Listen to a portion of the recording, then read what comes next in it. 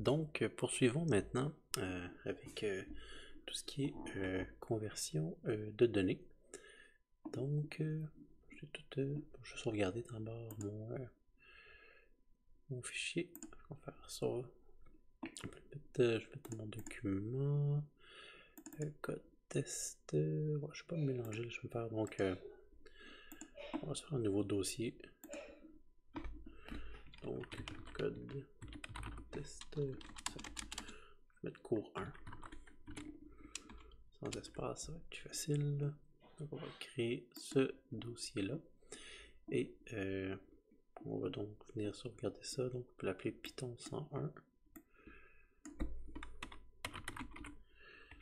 Donc on est vraiment dans les bases de Python et on va sauvegarder ça. Donc save. Donc on va poursuivre. Donc ici, j'ai mon code nom. Je vais mettre un petit markdown. Donc on va travailler avec les conversions de données. J'ai pas mis l'accent avec le clavier, là, je m'excuse. J'ai mis le clavier qui avait des accents, donc on va laisser l'accent aigu qui sera pas là. Et donc, j'ai aucune variable qui est définie. Je pourrais repartir, je pourrais tout réexécuter mon script, là, fait que je vais faire plus code.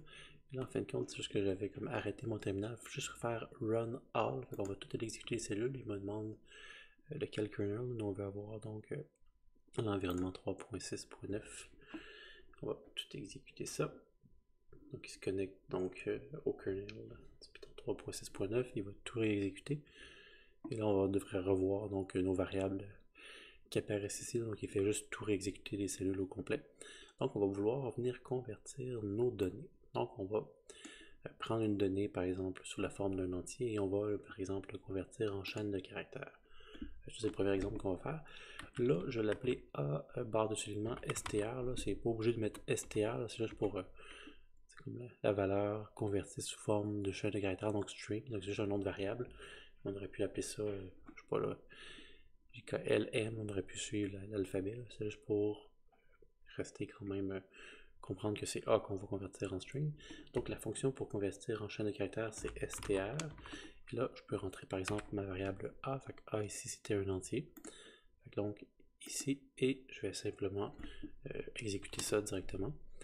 Et on voit ASTR ici, c'est rendu string et la valeur c'est 2. Fait que là, je pourrais faire un print de A là, si on veut. Mais on pourrait pas voir de différence. Si je faisais un print, je peux faire un print de ASTR si j'ai fait print de A.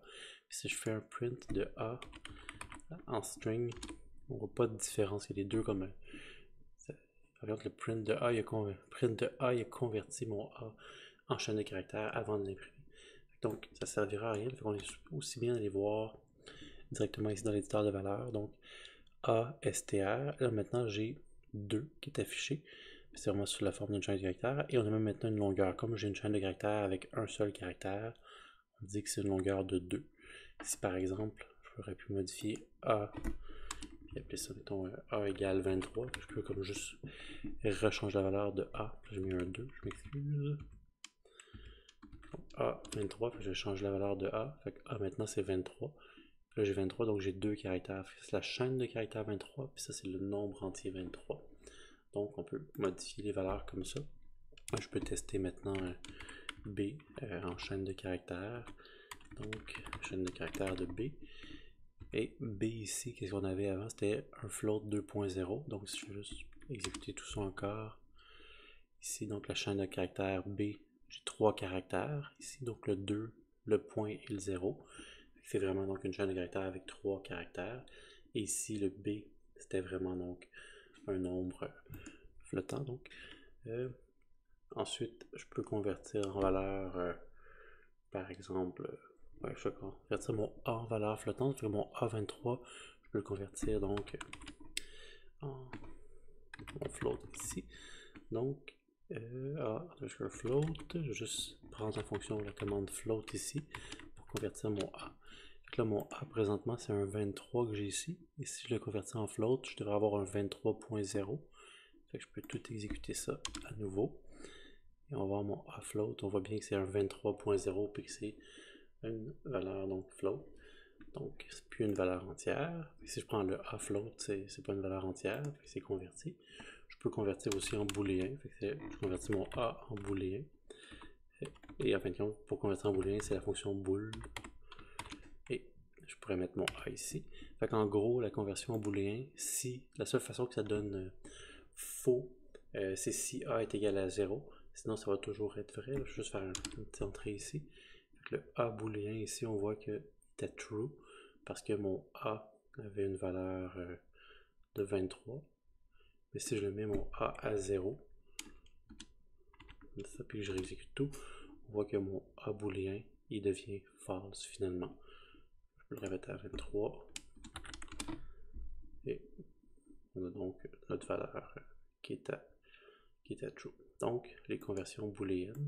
Je peux convertir d'autres choses en booléen. Par exemple, L. Voir. On avait le non type justement.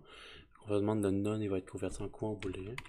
Donc, si je convertis mon non type en booléen, ça va me donner quoi? Je pense que ça va être false. L booléen. Ouais, ça va être false. Et quand c'est non, donc c'est converti à false. Donc, s'il n'y a rien qu'on convertit en booléen, ça devient un faux. C'est quand même pratique. Quand une fonction renvoie rien, par exemple, un non, donc on peut avoir convertir sans valeur fausse. Et par exemple, ensuite, c'est une chaîne de caractères. Typiquement, il n'y a que la chaîne vide qui donne faux. Si je fais la chaîne de caractères C, si je fais C converti en booléen, bool de C, ça devrait vrai. Là, dès que j'ai quelque chose dans ma chaîne de caractères, ça doit donner vrai. Donc c'est à true. La seule façon d'avoir une chaîne de caractères qui donne qui donne vrai, qui donne faux finalement, c'est que la chaîne de caractères soit vide. Là, ce que je vais faire avant, je vais juste vider la chaîne de caractères C. Je peux faire C qui est égal à ici des guillemets ouverts, donc une chaîne de caractères vide.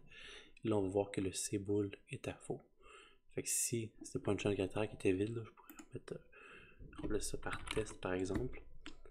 Ici, ça devrait me donner true, parce que dès que j'ai du texte, donc c'est quand même pratique de savoir si on a du texte ou pas. Fait que donc on peut convertir ça en booléen. Ça nous permet de. Donc, si c'est vide, c'est faux. Puis dès que j'ai du texte dans ma chaîne de caractères, ben, c'est vrai. Donc, ça, c'est quelques exemples de conversion. C'est pas, je vais pas tout mis, mais c'est quelques exemples donc on va avoir. Ensuite, on va revenir donc regarder tout ce qu'on fait à propos de nos listes. Fait que je vais ajouter un petit markdown ici donc pour parler de l'indexation des listes. Indexation des séquences. Donc, on a plusieurs types de séquences. Là, on va commencer d'abord par les listes qu'on a faites, mais aussi la chaîne de caractères, c'est aussi une séquence. Donc, je me rajoute un petit code après ça. Juste descendre ici, parce que là, on n'a plus vraiment besoin de ça. On va se faire vraiment des prints pour le reste. Là, je pourrais l'effacer même. Ou on peut garder ça tel quel. Ouais. Je pourrais peut-être juste. On va juste faire redémarrer le kernel. Je vais faire un petit restart ici. On n'a plus besoin de nos chaînes de caractères. Ouais. Donc on va juste effacer nos chaînes de caractères qui sont ici. C'est pas très grave. On va les perdre. Parfait. Donc on les a perdus. Ils sont juste partis du kernel. Fait que tant que je fais pas restart, je vais pas tout réexécuter. On va juste réexécuter donc d'une cellule à l'autre. C'est juste pour juste libérer un peu nos variables qu'on a ici. Donc j'ai juste redémarré le kernel. Donc les séquences. On pourrait se prendre une liste d'entiers. Il ne faut pas écrire liste. Liste, c'est un mot réservé. Là, fait qu'on va pas faire ça. On va faire une liste d'entiers ici. Donc ici. Et je vais utiliser la fonction range, donc R-A-N-G-E. Ça, c'est vraiment pratique quand on fait des boucles for. Souvent, mettons, si je vais utiliser la fonction range, je pourrais mettre 10 ici. Et je vais exécuter ça. Là, on voit ici qu'on a un élément qui s'appelle range, donc de 0 à 10. En gros, là, ça va me générer des éléments jusqu'à 10, mais sans inclure le 10. Là, en fait, pour bien voir les éléments, parce que là, c'est un élément de type range. Ça, on va pouvoir le mettre directement dans une boucle for. On va voir ça un peu plus tard. Fait que souvent, on va juste mettre range. On pense que range, ça génère une liste. Ça génère pas une liste, ça génère un élément de type range. Sauf que souvent, on l'utilise tel quel dans une book for parce qu'il va passer, c'est un élément qui est itérable, mais on va devoir le convertir en liste si on veut. Fait que une autre conversion qu'on peut faire, c'est list. C'est pour ça qu'il ne faut pas appeler un nom de variable list list sans le e. C'est un mot qui est réservé. Et j'ai fait Enter. Et là, on va, vous voyez que ça fait 0 jusqu'à 9. Fait que là, j'ai un élément de type list 0 à 9. Sans ça, on avait un élément de type range. Et ça me disait de quelle valeur à quelle valeur. Donc, la dernière valeur, le 10, n'était pas inclusif. Donc, si je fais range de 10, ça va partir de 0 pour aller jusqu'à 9. Là, comme je veux générer une liste, par exemple, qui va de 5 jusqu'à 100, le 100 ne sera pas inclus dedans, par bond de 5. Encore une fois, donc je pars à 5, je me rends 100 par bond de 5, ou tiens, par bond de 10. Plus facile. Je fais Enter. Fait que donc, on va partir de 5 jusqu'à 95. Donc, le 100, on voit qu'il n'est pas inclus. De toute façon, là, comme si j'avais mis juste mettre 95 pour que ça soit clair. Là. Si je mets 95, le 95 ne sera pas inclus. Fait qu'on va arrêter à 85.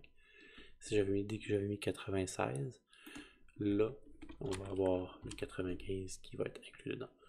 Donc, on va juste mettre 100. Je trouve que c'est plus beau, mais on arrête quand même à 95. Pareil, donc par point 10.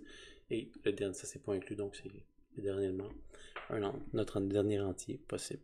Puis la fonction range, c'est juste valide pour les entiers. J'aurais pas pu mettre des points 2 ou quelque chose comme ça. Donc range, c'est que pour des entiers. Donc j'ai une liste d'entiers. Donc j'ai le 16, c'est 10. J'ai 10 entiers de 5 à 95. On va maintenant utiliser cette liste-là pour aller voir. En fait, je peux faire un print de ma liste d'entiers. On pourrait l'avoir aussi comme ça. On la voit quand même dans les valeurs. On peut faire un print aussi. Donc on va l'imprimer qui est juste ici. Ensuite, je vais rajouter une ligne de code vide pour que ce soit plus clair. Je pourrais imprimer la longueur, trouver la longueur de cette liste d'entiers-là. Ici, on voit le 16 ici. En programmation, pour aller chercher la longueur, je peux faire le len de liste d'entiers. Je peux juste faire un enter. J'ai fait juste une tabulation. Là. Automatiquement, VS Code me propose les noms de variables que j'ai déjà. Je peux exécuter ça.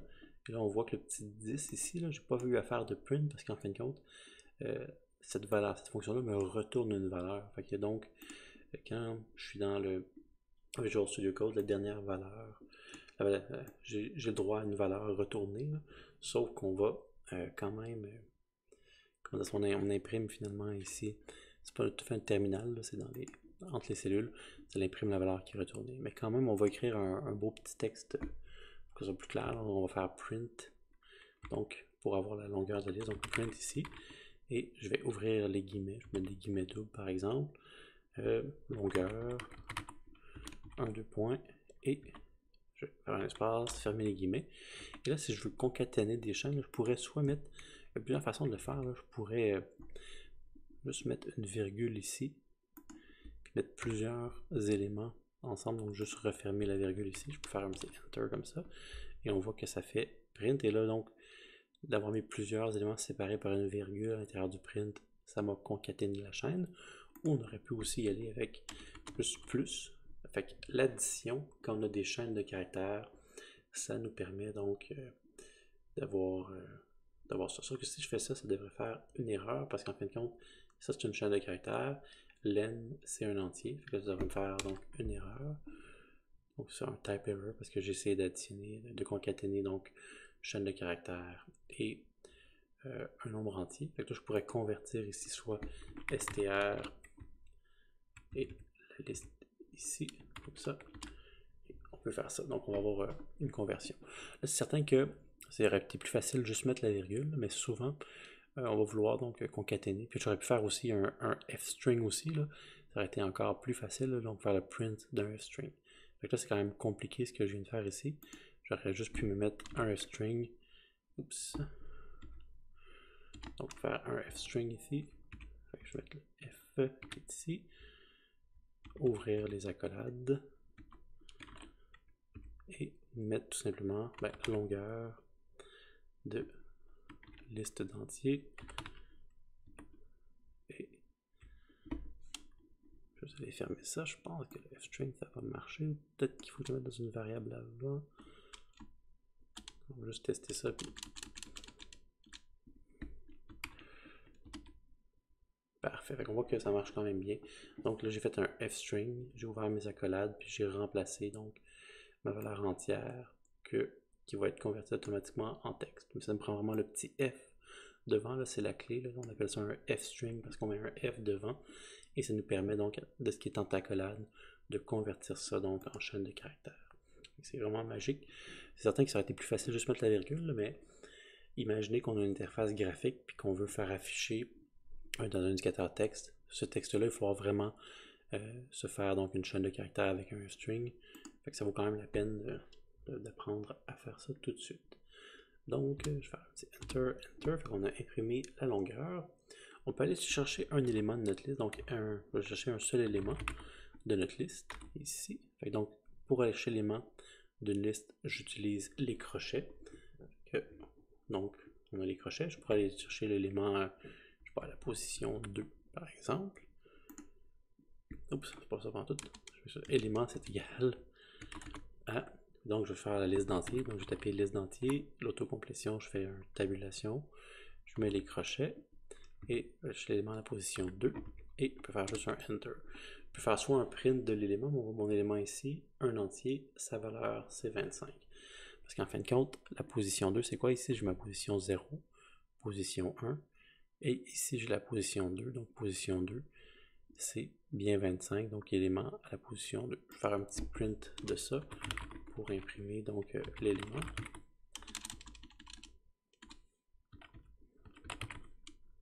Donc, on va voir le partir au bord. Donc, j'ai 3 prints. Donc, le premier print, ma liste au complet. Le deuxième print, la longueur avec le f-string, donc qui dit la longueur de ma liste. Et ici, l'élément à la position 2. On peut aller chercher tous les autres éléments qu'on veut. Par exemple, à la position 5. Il faut juste que je compte. Donc, position 5, donc en partant de 0, 0, 1, 2, 3, 4, 5.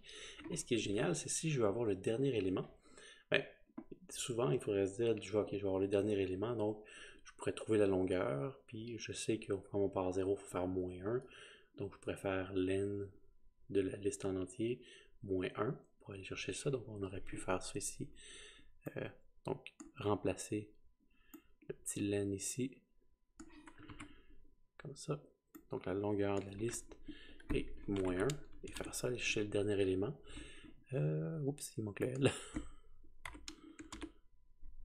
Donc, je vais chercher le dernier élément de cette façon-là.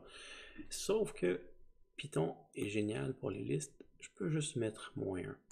Et donc, l'indexation des listes, si je pars avec un nombre négatif, donc 0 c'est le premier élément, moins 1 c'est le dernier élément. Donc, je peux faire moins 1 ici. Et je vais aller chercher mon dernier élément. Donc, ça c'est l'élément moins 1, c'est le même.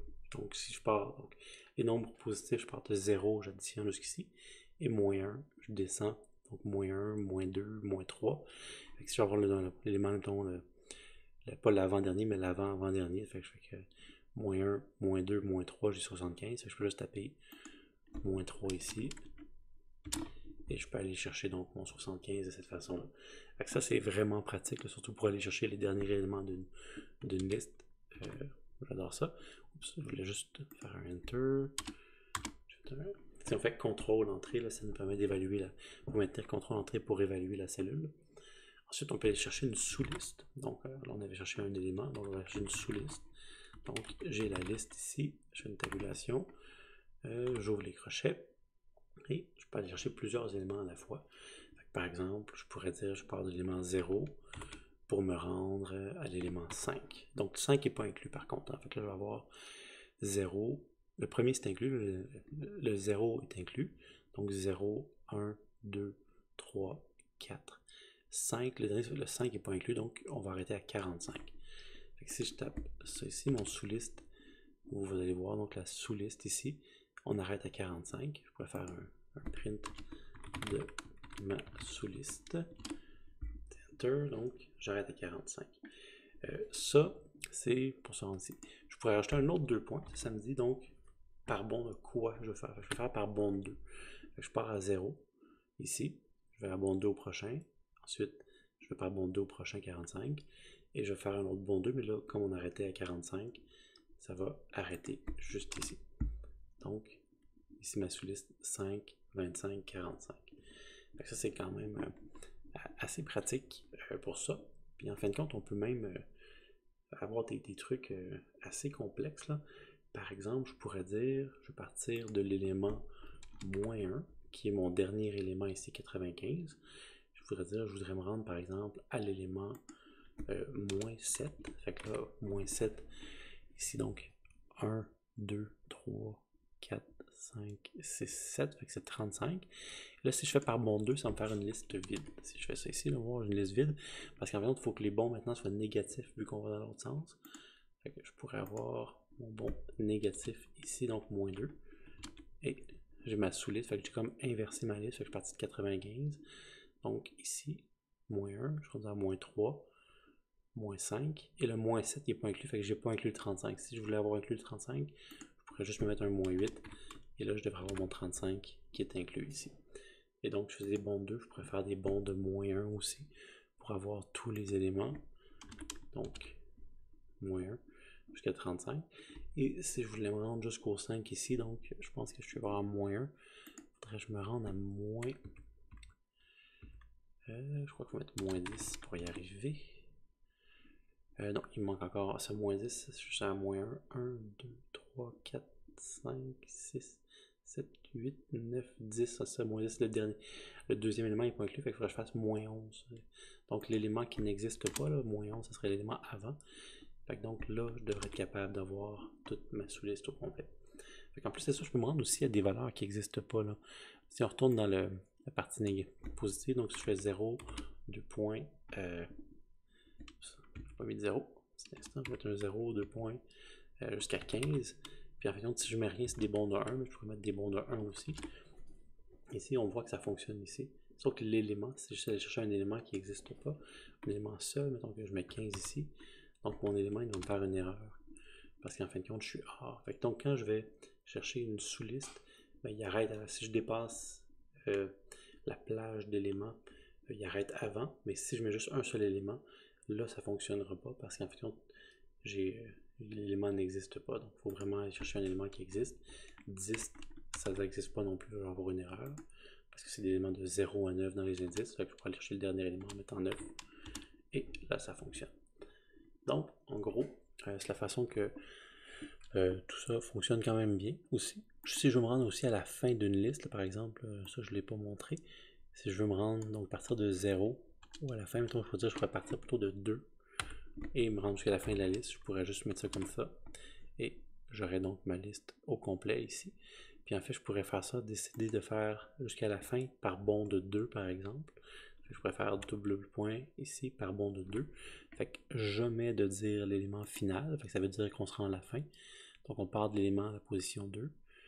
Jamais de dire l'élément final. Et on fait ça par bond de 2 ici. Donc l'élément à la position 2.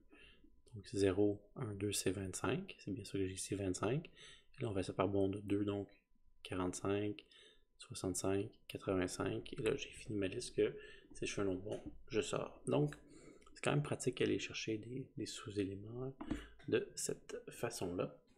Donc, ça c'était pour les listes. Et dans la prochaine vidéo, on va commencer à regarder un peu comment aller chercher donc les valeurs à l'intérieur des chaînes de caractères.